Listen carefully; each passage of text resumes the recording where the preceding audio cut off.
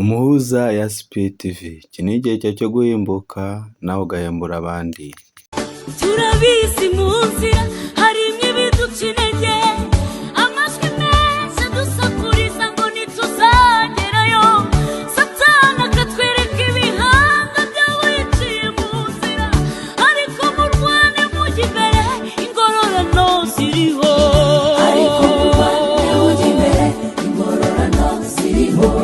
abizera mukomere cyane ingororano ziriho. Cyane nshuti zange, nongeye kubasuhuza amahoro y'Imana no gufashwa n'umwuka wera bibane namwe mwese aho muri, abari mu turere twose tw'igihugu cyacu cy'u Rwanda, turabasuhuje cyane. Amahoro y'Imana abane namwe.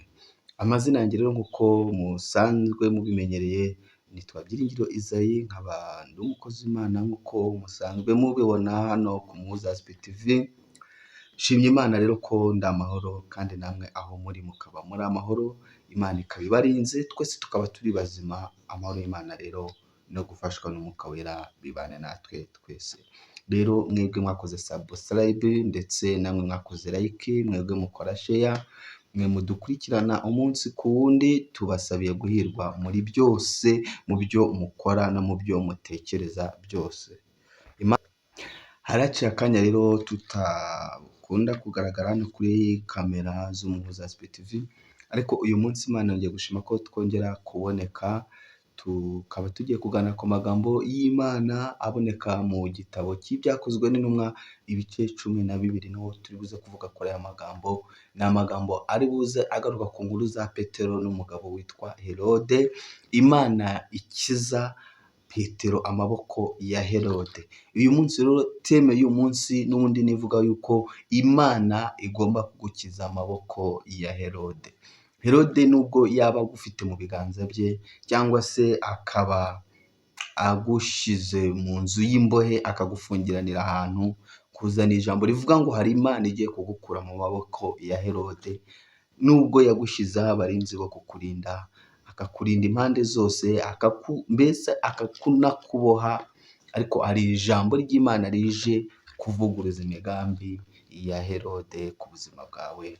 Imana ishimwe cyane, kandi turabakunda cyane. Mana, turagushimye kubw'ijambo ryawe tugiye kumva. Bibiliya tubwira ngo ijambo ryawe ni umutsima utera imbaraga. Ntabwo ryo turisengeye kuko ryo ryejejwe kera tutarabaho, ahubwo nsengeye imitima igiye kuryumva, nanjye ubwanjye ugiye kurivuga. Abantu bose bagiye kumva ijambo ryawe, reka rigire aho ribakura, rigire n'aho ribageza. Hanyuma rero ibiri imisozi uze ubihindura amataba, kugira ngo umugambi wawe mwiza uzusohore kuri twebwe. Mu izina rya Yesu ufite imbaraga ryanishije, amen. Imana ibahe umugisha rero, ndabakunda cyane. Ntabwo turi butinde nk'uko natangiye mbibabwira, tugiye gusoma amagambo y'Imana ari hano mu butumwa cyangwa se byakozwe n'intumwa ibice 12. Haravuga ngo Herode ashaka kwica Petero, marayika aramukiza. Herode ashaka kwica Petero, ariko marayika aramukiza. Nuko muri icyo gihe umwami Herode afatira abo mu itorero bamwe kubagirira nabi. Yicisha Yakobo inkota, mwene se wa Yohana. Abonye ko anejeje abayuda ariyongeza, afatana Petero. Icyo gihe hari mu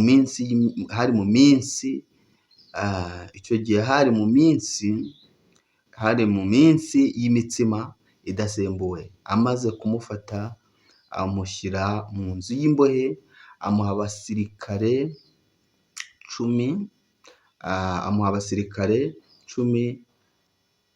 16 kumurinda, 4 agira ngo azamushyire abantu Pasika ishize. Nuko Petero arindirwa mu nzu y'imbohe, ariko ab'itorero bagira umwete wo kumusabira ku Mana. Herode araye ari bumusohore iryo joro, Petero yari asinziriye hagati y'abasirikare 2, aboheshejwe iminyururu 2. Abarinzi nabo bari ku rugi barinda inzu y'imbohe. Nuko marayika w'inzu y'imbohe, nuko marayika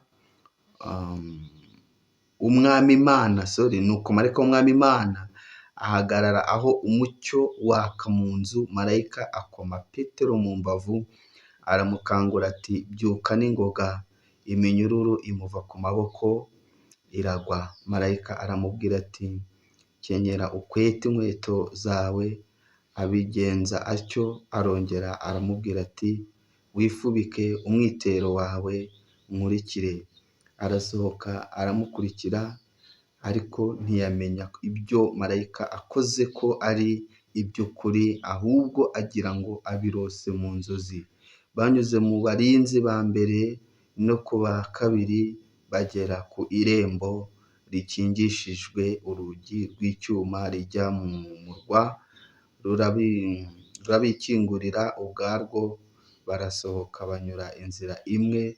Uwo mwanya marayika amusigaho.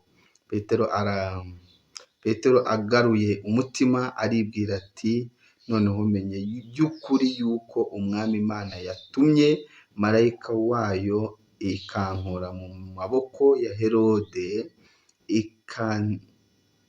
ikankiza ibyo ubwoko bw'Abayuda bwatekerezaga byose. Imana ibahe umugisha. N'ayo magambo y'Imana tugiye kuganiraho. Rero Imana ibana natwe, ntabwo twebwe twabyishoboza, ntabwo twabona icyo tubwira imitima y'abantu bose, ariko ijambo ry'Imana ryo ni inkota ityaye cyane, igitobora kandi igahinguranya, ni inkota y'amugi abiri. Imana mu ijuru itugirire neza cyane. Rero dusomye ijambo rivuga ngo Petero, dusomyemo Petero, dusoma n'undi mugabo witwa Herode. Uyu Herode ngo yari umuntu ukomeye muri kino gihugu, ni umuntu wajya gufata umwanzuro, yari umwami, icyo yavugaga cyose cyarumvikanaga. Nuvuga ngo icyo yemezaga, kandi ibintu byinshi Herode yabikoraga kugira ngo anezeze Abayuda. We yakoraga ibintu avuga ati ngiye kunezeza Abayuda babone ko mbashimisha. Ngo arangije ngo afata umuntu witwa Yakobo mwene Yohana amwicisha inkota, ngo Abayuda barishima ariko abona ntibishimye neza. Arangije avuga ati hari n'undi mugabo usigaye umwe witwa Petero, uyu nawe namufashe ari mu maboko yanjye, uyu nawe ngiye kumwicisha inkota. Hanyuma rero bahita baserebura, barishima, baranezerwa, baravuga ati ubundi uwo wishe se wari ukenewe, ahubwo uyu niwe wari ukenewe. Ndagira mbabwire ngo ntabwo igihe cy'Imana kitaragera, n'aho amarembo y'ikuzimu yahaguruka, ntabwo ajya arwanya umugambi w'Imana. Uko byagenda kose, Imana irinda ijambo ryayo, ikarinda n'uwo yaribwiye. Uyu Petero ngo yari yavuzweho n'Imana, hari amakuru yari afite, si nuko Yakobo wari wishwe atari yavuzweho n'Imana. Ngo yishe Yakobo, arangije avuga ngo ngiye kwiyongeza na Petero.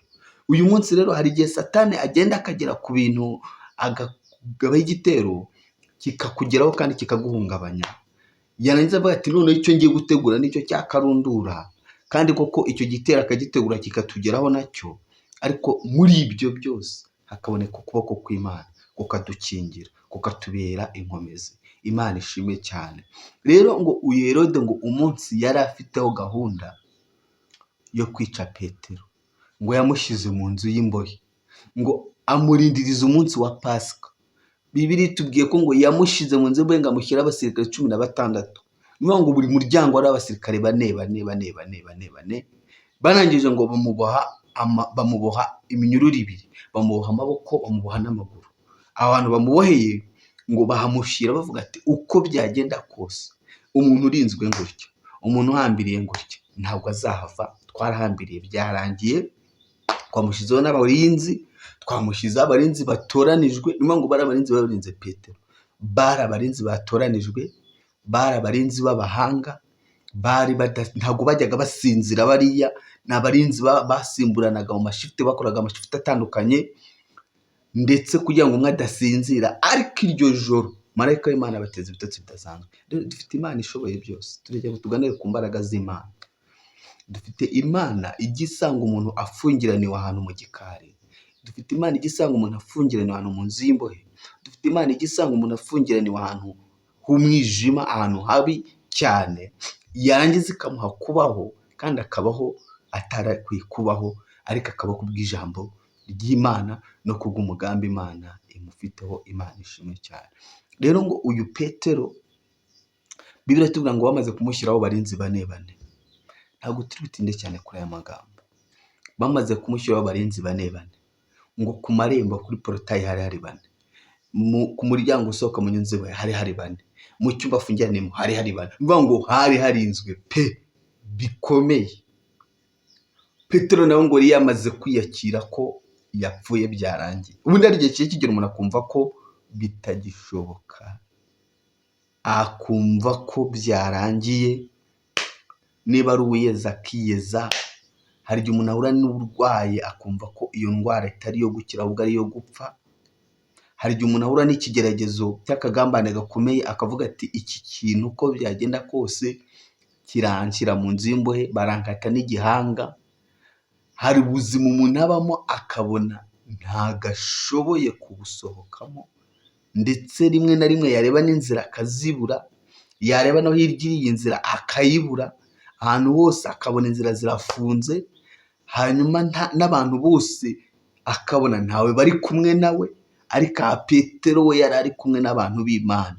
Bibiliya itubwira ngo Petero ngo ab'itorero, ngo abantu b'itorero, abantu bose basenganaga na Petero, bamaze kumenya ko Petero ari mu nzu y'imbohe bamujyanye, ndetse banamenya ko Herode ijoro ry'ejo yishe Yakobo. Abwira abayuda bose ngo kugira ngo banezeze cyane nuko ndi bwice na Petero. Bari bamaze kwakira urwo rupfu rwa Petero, bamaze kurwakira, ariko biratubwira ngo ntibacika intege, ahubwo bagira ishyaka ryo kugumya gusengera Petero ari mu nzu y'imbohe. Ng'ab'itorero bagira ishyaka, bagomeza baramusengera. Ab'itorero bagira ishyaka, bagomya bamwereka Imana, ntago bacitse intege. Muri iyi minsi Imana iduha abantu badufata mu maboko. Umunsi umwe ngo umuntu witwa Mose, ngo nawe hari igihe yagezemo aratendebuka, acika intege iz'umutima n'iz'umubiri. Yumva intege arazicitse. Amaze gucika intege azabiranywa n'ubwihebe bwinshi. Ndimo mvuga ngo Imana idukize amaboko ya Herode. Uyu nguyu Mose ngo yacitse intege. Bibiliya itubwira ngo Abayisiraheli ngo baza bamufata amaboko, bamwe bafata ahangaha abandi bafata ahangaha, mbese bageraho nabo bananirwa bari bamufashe. Barangije ngo bamutega amabuye impande zose, bamutega mw'amabuye kugira ngo amaboko agume gutya ntayamanure, kuko mu kumanuka habagaho gutsindwa, ariko mu kuyazamura bagatsinda. Bagerageza buryo ki bamutega ibintu kugira ngo agume mu mavuta, bagumye batsinde urugamba. Barangije ngo Mose nawe acika intege. Reka mbabwire, nta muntu muri iyi si n'umwe utajya ucika intege. Na Yesu ubwe nawe ari muri iyi si we yacitse intege. Aravuga ngo data nibe bishoboka iki gikombe ukindenze, rwose ukindenze, ntabwo nshaka kukinyweraho, ngo ariko gasubijwemo n'imbaraga. Aravuga ngo nibibuka ushaka ntibuko ngewe nshaka. Bivuze ngo nawe yageze igihe acika intege. Yarebye urwo rupfu agiye gupfa, areba agahinda, areba uburyo agiye kubabazwa, areba uburyo agiye kunyweshwa inzoga, areba uburyo agiye gukoreshwa, agiye kwambara ubusa ku musozi, isi yose ikamureba ubwambure bwe, ari umuntu w'umusore ukiri mutoya, mbese wirinze ibintu byose n'ibibi byose. Areba uburyo abantu bagiye kureba ubwambure bwe, areba uburyo agiye gusuzugurwa, areba uburyo agiye gutukwa. Ngo arangije ngo aravuga ngo niba bishoboka iki gikombe ukindenze. Ni ukuvuga ngo nawe yari yamaze kugira ubwoba. Igihe ari mu gashyamba kitwa Getsemane, agasengana umubabaro, ngo umubiri we wuzura ibyuya, ariko ibi byuya byari bivanze n'amaraso. Yagize ubwoba bwinshi cyane muri kiriya gihe mu mutima we, kuko we yari ari kureba filime bigiye kumubaho. Nawe yumva agize ubwoba, aravuga ngo nimbona unkijije nanjye aya maboko nanjye nzagushima. Ndetse yaranabyubahirije. Imana itugirire neza. Hari igihe umuntu aba mu bigerageza akakibamo, akakimaramo imyaka myinshi cyangwa amezi menshi cyangwa iminsi myinshi, akavuga nimbona iki kintu Mana ukinkuyeho, nimbona ndokotse ibi ngibi, nanjye nemeye kuzagukorera nkaba umukozi wawe by'ukuri. Ariko ejo Imana ikakigutambutsa, ukibagirwa ko wabivuze, ukibagirwa ko wanabihize, ukibagirwa ko wanabivuze no mu mutima wawe. Ndakwibutsa mwene data, hari birashoboka ko nawe wari uri mu nzu y'imbohe nka Petero, cyangwa se n'ubu uyirimo, ukaba uri kuvuga ibigambo byinshi ngo nimbona unkuye, nimbona unabaye ibya none, shaka iby'ejo bizanjyane, ariko irya none mbona urintabaye. Nemeye kuba umwe mu bakozi bawe, nemeye kuba umwe mu bahamya b'imbaraga zawe. Uyu munsi rero Imana iturwanirire. Rero ngo Mose nawe ngo bamufashe mu maboko Abisirayeli bagatsinda, yamanuka yatendebuka. Dukeneye abantu bafata abandi mu maboko. Ntabwo uru rugendo umuntu umwe yarwishoboza. Nta muntu n'umwe wakishoboza kugenda iyi nzira ari umwe. Imana itugirire neza. Nta muntu ujya ushobora kugenda iyi nzira adafite umufata mu maboko ngo bishoboke. Birakwiye ko usaba Imana ikaguha abitorero bagufasha gusenga, bakagufasha umutima, bakagufata bakagukomeza amaboko. Dufite abantu rero bajya babana n'abandi mu kigeragezo, dufite abantu tujya duhagararana neza ku izamu, dufite abantu bajya batubwira ati komera, shikama, dufite n'abajya badutuka, dufite n'abaturwanya, dufite n'abaturoga, dufite n'abaduhiga, ariko dufite n'abandi badukomeza bakatubwira ati komera Isaie, shikama, Imana iri kumwe nawe, izakugirira neza. Dufite n'abatajya baserebura intsinzi yacu, ahubwo bahagararana natwe mu kibazo, ukababara nabo bakababara, wakishima nabo bakishima. Aba nibo bita itorero, ba bandi bakuba hafi. Bibiliya itubwira ngo umunsi umwe ngo Yesu ari kumwe n'abigishwa be, ngo yaratamwigisha akiri umwana mutageze imyaka 12, ngo ababyeyi be bamuzanye mu rusengero, baje kumusengesha cyangwa se baje kumurikira Imana. Baherukaga ari akana kavutse, baje gusengesha bakakiriza mu rusengero, bongera kumuzana agize imyaka 12, baje kumwereka Imana nanone. Bibiliya itubwira ngo ku myaka 12 yaramaze gukurumva, yari umwana ukuze. Imyaka 12 umwana aba akuze rwose, aba afite ubwenge bwinshi. Noneho abana bo aba ari urundi rwego, ndetse umwana w'imyaka 12 asigaye bararangije na primaire rwose, ari no mu wa mbere, bitewe n'ubwenge cyangwa se nuko yakuze nuko yize. Bitewe imyaka 12 umwana barangije 6e primaire, cyangwa se anayirimo hagati aho. Biterwa n'imikurire ye n'imibereho ye n'ababyeyi be, biterwa nuko nyine Imana yabiteguye. Noneho ngo kuri iyo myaka 12 Yesu yaragezeho. Ise Yosefu na nyina Mariya bamuzanye mu nzu y'Imana, baje kumusengesha nanone, baje gutamba ibitambo byo gushima Imana by'uko bari amahoro. Noneho ngo bageze imbere y'Imana, basanga abantu ni benshi, ariko barasenga nta kibazo, buzura umwuka wera.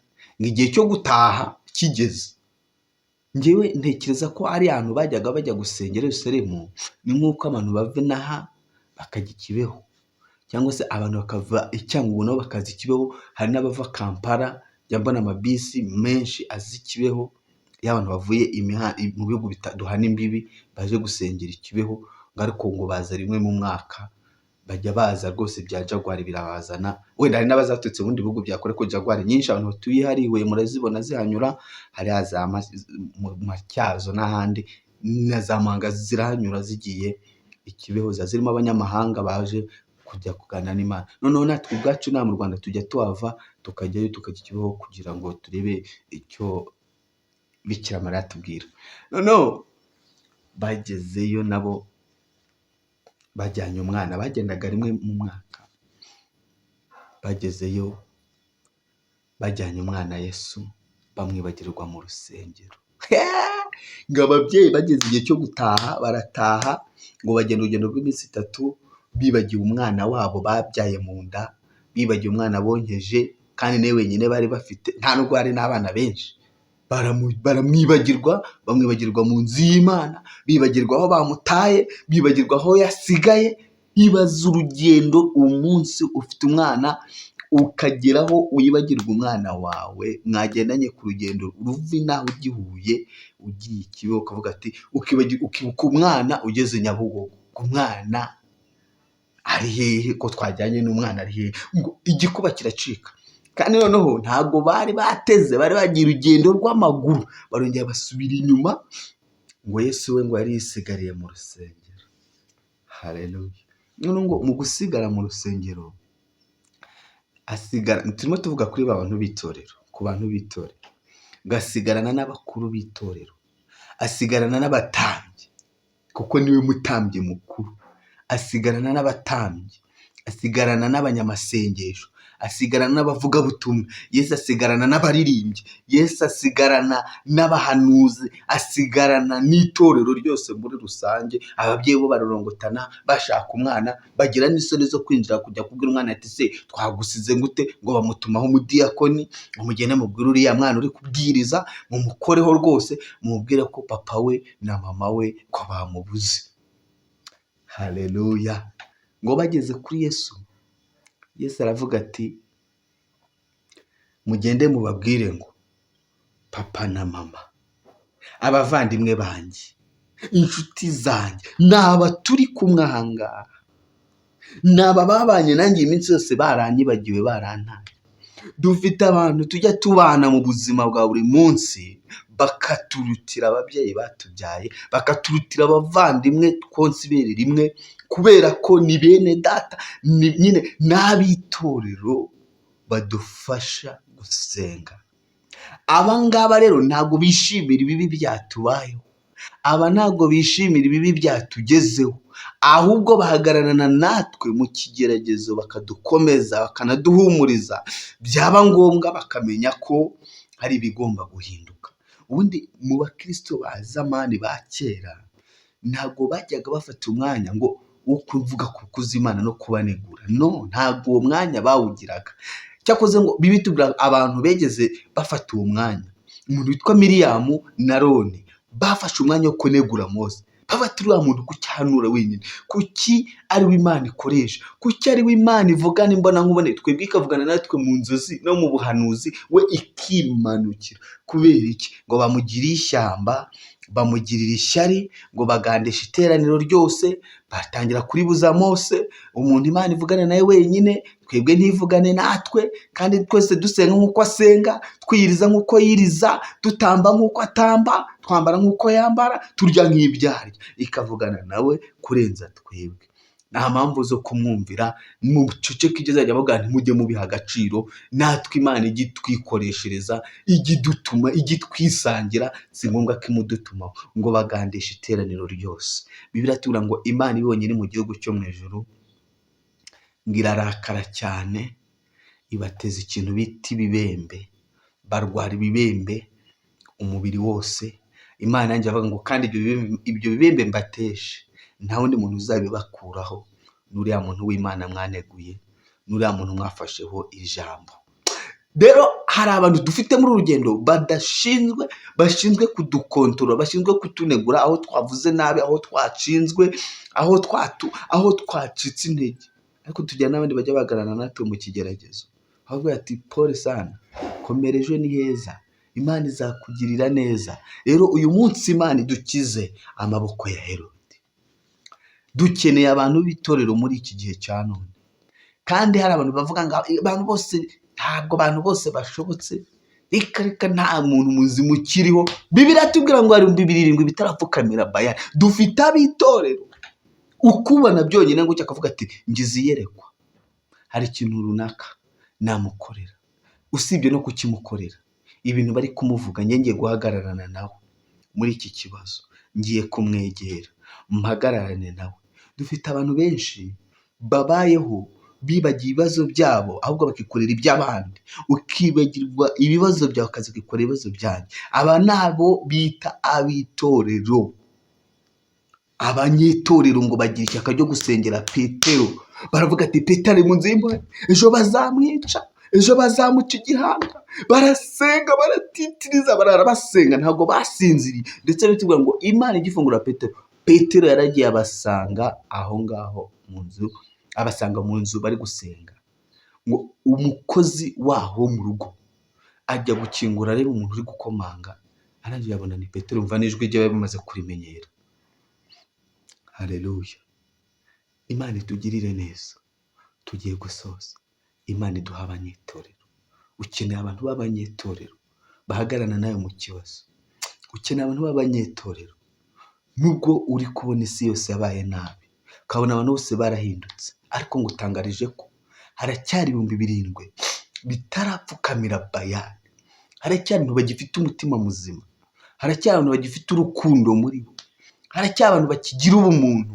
Haracyari abantu bafite impuhwe nka zimwe za Yesu. Haracyari abantu bafite kugira neza ku bantu b'Imana. Rero uyu munsi wa none Imana idukiza amaboko ya Herode. Niryo jambo. Imana idukiza amaboko ya Herode.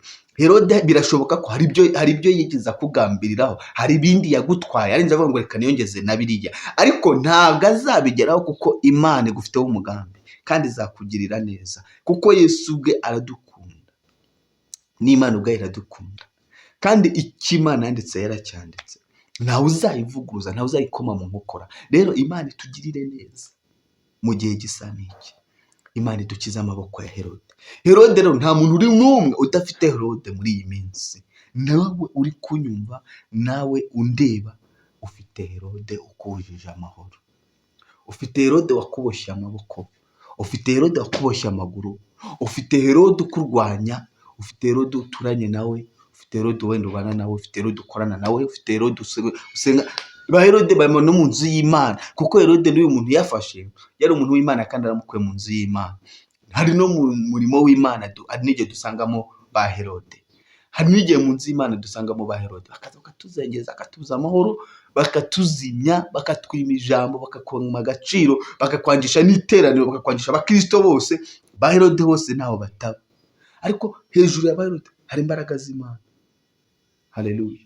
Hejuru y'imbaraga za Herode hari imbaraga z'Imana. Rero Imana idukiza amaboko ya Herode. Imana idukiza amaboko y'abakonekoni. Imana idukiza amaboko ya Herode. Tujye gusenga Imana. Ngo rero ngo marayika ngaza mu bicuku bya nijoro, ngaza koma Petero mu mbavu, aramwe ngo byuka n'ingoga. Uyu munsi marayika gukome mu mbavu akubyutse mu maboko ya Herode, ngo byuka n'ingoga. None ngo Petero we yarazika ari mu nzozi, ari marota. Hari ibintu Imana ijya idukorera tukagira ngo turimo turarota. Hari ibintu Imana ikorera umuntu ukagira ngo ari mu nzozi, kandi ari ibintu biri kuba live mbona nkubone, ariko ukajyana inzozi bite n'ukumvaga ko bidashoboka, bite n'ukumvaga nta nzira byanyuramo. Ngamukoma mu mbavu ngo byuka n'ingoga. Arangije ngo iminyururu yari imuboshye bibe tuvuga ngo iradohoka, kudohoka, irahambuka, iracagagura, icikamo ibubutete, ibuburere, iracika nyine ubutuntu turaho kudushwambagara, kandi ari iminyururu y'ibyuma. Dufite Imana igica iminyururu y'ibyuma. Dufite Imana igifata ibintu bidafatika ikabindura bifatika. Imana itugirire neza. Bya bindi bikuboshye uvuga ati ibi nta nzira, ibi nibyo bizampitana, uyu muntu w'amambere ahantu yansize sinzahava. Imana igize igaca iyo minyururu yose ikuboshye ku maboko yawe. Imana itugirire neza. Haleluya. Ngo Herode ya minyururu imuboshye yaradohotse kubw'ijambo ry'Imana. Bambe Petero iminyururu imuboshye iradohoka, yadohotse terero. Marayika amukoze ya minyururu iracagagurika. Ngo babasirikare marayika batera ikintu bita igitotsi, kandi bari abasirikare bakora mu mashifti mu masaha atandukanye, basimburanaga buri saha kugira ngo batagira usinzira babe maso. Ariko ngo Imana ibateza igitotsi. Rero reka mbabwire, Imana igikunda kubita ingabo zose zije kurinda cyangwa zije gucunga umuntu avuzweho n'Imana ngo igisubizo kidasohora. Hano byo dusomye ijambo ngo urupfu rwa Yesu, kuko Yesu yari yamaze kuvuga ko ku munsi wa gatatu azazuka. Byari ibintu byari bizwi, byaremwe abantu bose bari bazi ko, kuko umuntu wese yavuze ngo ku munsi wa gatatu yavuze ko ngo azazuka, yavuze ko ku munsi wa gatatu azazuka, abantu bose bakavuga ati niko tubyizera, nawe ubwe yarabyihamirije, kandi uriya ni umwana w'Imana turabizi. Rero igihe cyarageze, icyo gihe Yesu bavuze ngo bari buze guca ya minyururu, bari buze kumukura muri ya mva ngo atazuka, ngo bashyiraho abasirikare b'abahanga b'abarinzi. Bamaze gushyiraho abasirikare b'abarinzi, ikintu cyabayeho rero nta kindi. Bibiliya itubwira ngo Imana yateje ikintu bita umutingito, haratigita aho bari bicaye, aho bari baherereye haratigita, ngo abasirikare bagwa hasi, bagwa igihumure, ugiye gufata imbunda nawe akagwa hasi, ugiye kugira icyo akora akikubita hasi, birangira bavuze ngo bibacanze ngo Yesu arazamuka. Yesu afite ukuntu ajya kubita abantu igihumura, akabateza umuraba, akabateza umutingito, afite imbaraga zitandukanye, afite ukuntu ajya arwana bucece kandi akarwana intambara ikagaragara yayitsinze. Yesu intambara wayigaragaza yarangiye, ntabwo ajya agaragaza ibintu bitararangira, agaragaza ibintu byarangiye. Niyo mpamvu wijya kuvuga ubuhamya igihe cyo kuvuga kitaragera, wijya kwisobanura igihe cyo kwisobanura kitaragera, ibyo Yesu azakora bizisobanura. Namara guca iminyururu ikuboshye, byo ubwabyo bizivugira ko iminyururu yacitse. Haleluya. Petero aragiye arakomanga, iminyururu yacitse, b'abasirikare basinziriye, ngo arenga umuryango wa mbere, arenga uwa kabiri, arenga uwa gatatu, arenga na geti, ngo ageze hirya, ngo marayika aravuga ati ngaho komeza. ngo uwo mwanya ngo ubwenge bwe n'ibitekerezo bye bisubira ku murongo. Ahanjye avuga ati ngo uzi koko ko Imana hari ahantu ari hankuye, uzi koko ko Imana riri kumwe nanjye ntabizi. Imana idukure mu maboko ya Herode. Niryo jambo ufite uyu munsi, Imana idukure mu maboko ya Herode. Herode yishe Yakobo, arangije ashaka kukwiyongeza Petero. Hari ibyawe Herode yafashe, arangije avuga ngo niba ngiye kubikoraho, kandi nawe urareba ukabona ko Herode abifite, ariko hejuru y'ibyo byose hari imbaraga z'Imana. Imana itugirire neza, Imana idukize amaboko ya Herode. Ndashoje kubw'ijambo ry'Imana. Bibiliya itubwira ngo Petero yari amaze kuva mu nzu y'imbohe, ngo yaraje arakomanga, ngo bari barimo basenga bitorero bamwe nagomeje mvugaho, ngo arangije ngo umukozi wo mu rugo niwe wagiye gukingura. Ni ijambo bigaragaza ko ari umukozi waho. Hano kuri 12 ku murongo waho,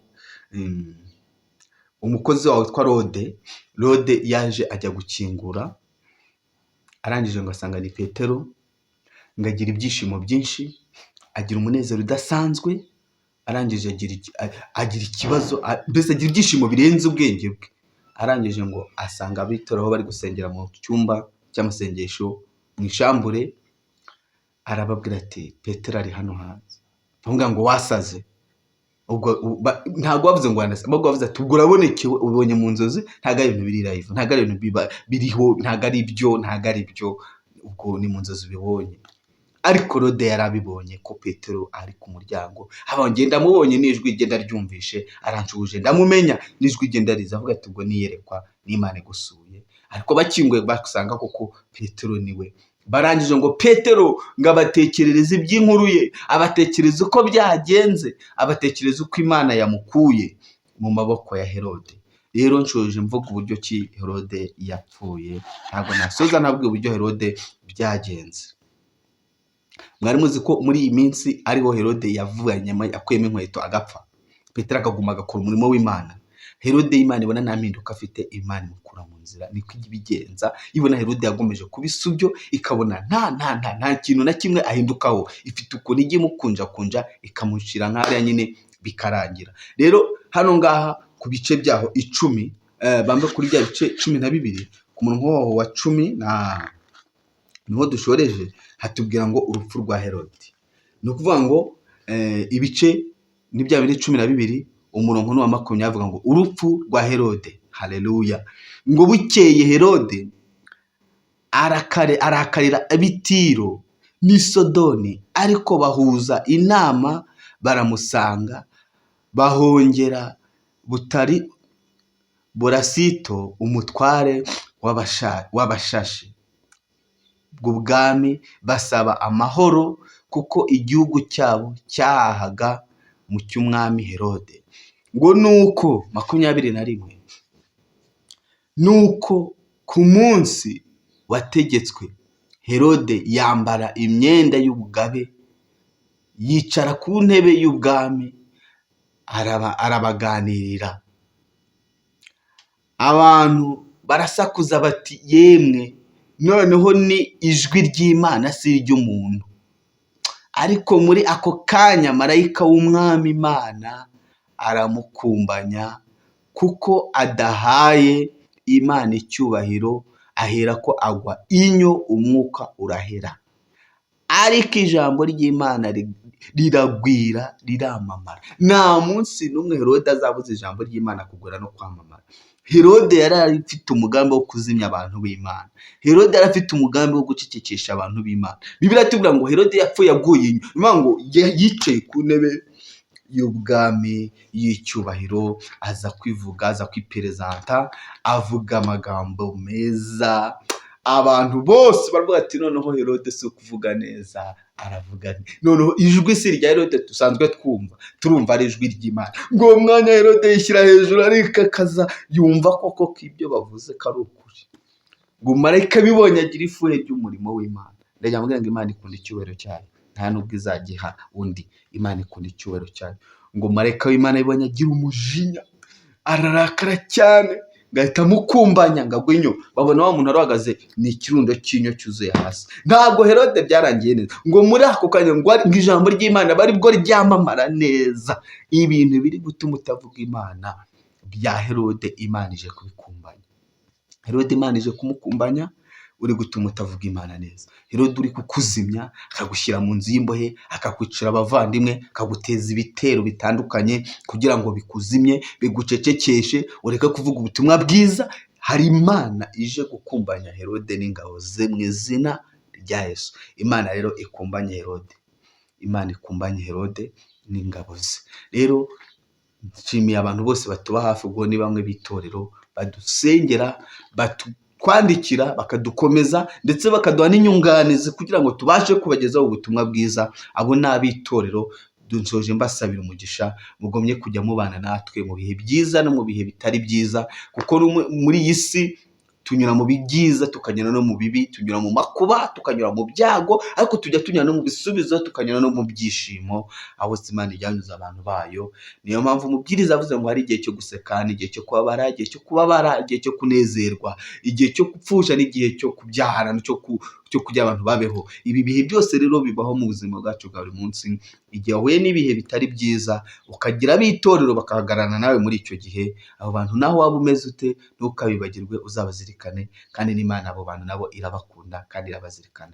Rero turashoje. Imana ibahe umugisha. Imana ibicire Herode. Herode yapfuye aguye inyo. Imana yishe Herode kugira ngo umurimo wayo ugomeze ukorwe. Imana yaramukumbanije kugira ngo umurimo wayo ugomeze ukorwe. Imana rero yaramurwaje, ibona ntahinduka. Hari abantu Imana irwaza ikabona nta mpinduka, ikabona ntabwo bateze guhinduka, ikabona nta n'agakiza bafite, ikabona nta nubwo babikeneye, bikaba ko ibakumbanya nyine. Imana igukumbanyiriza Herode, kuko yananiwe gukonja, ananirwa kuba akazuyaze, ananirwa kuba kimwe muri ibyo. Imana igukumbanyiriza Herode, hanyuma ubutumwa bwiza uvuga bwamamare Yerusalemu n'i Yudaya hose.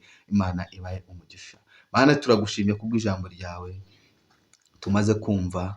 Ni ijambo rivuze uburyo ki Petero yari aboshye, yaboheshejwe n'umugabo witwa Herode. Bibiliya itweretse uko Herode byarangiye, kandi Bibiliya itweretse n'inyungu zavuye ku mugabo witwa Petero. Nakomeje gusoma iki gice nsanga hari abantu bari baremerewe n'ibintu ntibabibona, ariko ngo kubwo kuboko kwa Petero ngo bakiriye ibyabo. Bivuze ngo ubasha gukora biruta cyane ibyo dusaba n'ibyo dutekereza. Babari n'abana basori bakira imbaraga zawe, bakira ubutabazi bwawe, kuko bari bamaze kwakira igitangaza cy'uko Herode yavuye mu nzira. Uyu Herode rero uri gutuma ubwoko bwawe budakora umurimo wawe neza, turamusengeye kugira ngo ahure n'umuriro wawe, ahure n'imbaraga zawe, umukumbanye, wohereze marayika wawe ahure na Herode. Urakoze Mwami Imana, tugushimye ko wabanye natwe mu ijambo ryawe, ngo wabana n'abaryumvishe, wowe umugisha mu izina rya Yesu. Amen. Imana ibahe umugisha, kandi turabakunda, kandi n'Imana irabakunda, kandi amahoro Imana itanga ariko umuntu wese yakibwira, arinde imitima yanyu none n'iteka ryose. Amen.